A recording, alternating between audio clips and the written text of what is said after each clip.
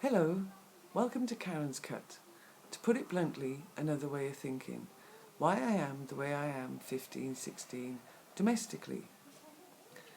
When I was 16 studying for my exams, we were also making preparations for my sister's wedding. One of which was a birth certificate. That was when it all came out. You see, my mother told my sister that my parents weren't married when we were born, and secretly married later. Oh, it's nothing these days to be born out of wedlock, but back then you were a bastard child if you were born out of wedlock. Oh, I've been called worse. It didn't bother me then and it doesn't bother me now. My mother also told my sister that we have a half-sister from my father's first marriage. Marilyn. I will find you, babe. My mother told my sister not to tell me as she considered me too young. Being siblings, my sister come and told me. But no worries, no pasa nada. Until a few weeks later, when my mother didn't consider me too young, to wake me up again and stand in my bedroom doorway, telling me that she was leaving my father because he had beaten her again. I told her to go downstairs and put the kettle on. I went downstairs to see my bruised and bloodied mother, and I asked her where my father was. She said upstairs in bed. I went back upstairs. I picked up my metre-long wooden ruler, long story, and I stood over my sleeping father with it, willing him to open his eyes. Luckily for the both of us, he never. I calmed down. I went back downstairs. I told my mother that if she wanted to leave my father, I would call a taxi and we would go there and then to my grandparents. She told me no and to go back to bed. That's when I told my mother. She put up, she shut up, and she doesn't involve me again. I've spoken to both parents about it since and they both apologised. I've stated before about how domestic violence situations are different compared to the people within them. My parents had a love-hate relationship defined by their own 7-up lives that was fueled by alcohol. If you look back across these videos, you'll see that I haven't been touched at all. Just like domestic violence, physical, sexual abuse knows no boundaries. There are children out there, teenagers in your community. You read about it all the time. They won't wait for the eyes to open. So I will state again, if you are watching this and you are in a domestic violence situation and you are only staying for the children's sake, to put it bluntly, go now.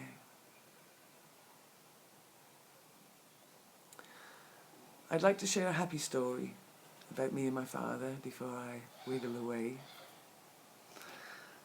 You see, we weren't a very athletic family. Well, when you get 38B chest at 12, running goes out the window really, doesn't it? No sports bras back then. So, in school, I took up the shot put. And I was pretty good at it. I was on the athletics team, I made a school record, and my father bought me my own shot put. Big shout out to my mate Gail for helping me carry it to and from school. Cheers, darling. It was the early 80s and there was Olympic fever. There was kids from the athletics team that were going outside clubs to train more towards professionals. I asked my father if I could go to one of these clubs looking to become a professional shot putter.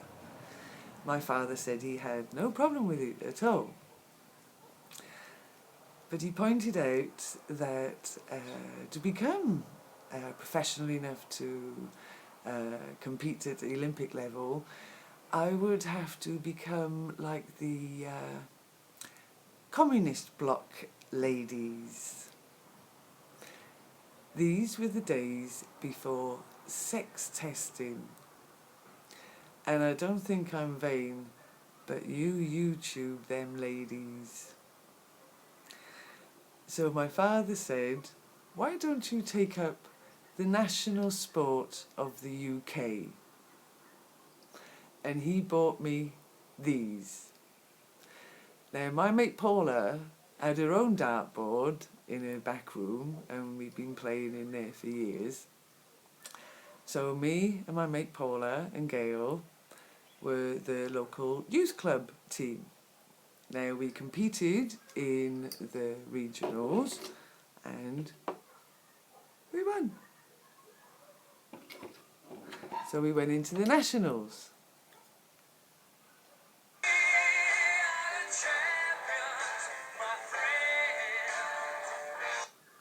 Well, we would have been if that bitch hadn't have coughed when Gail was about to take the double top to finish us off. But we got a plaque and we nicked an ashtray. So, until next time, on Karen's Cut,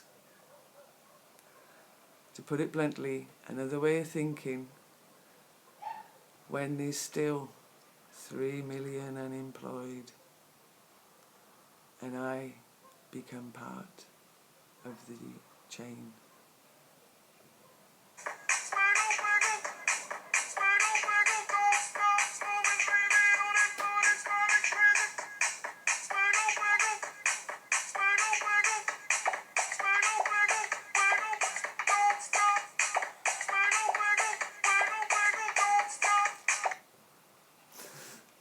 Bye for now.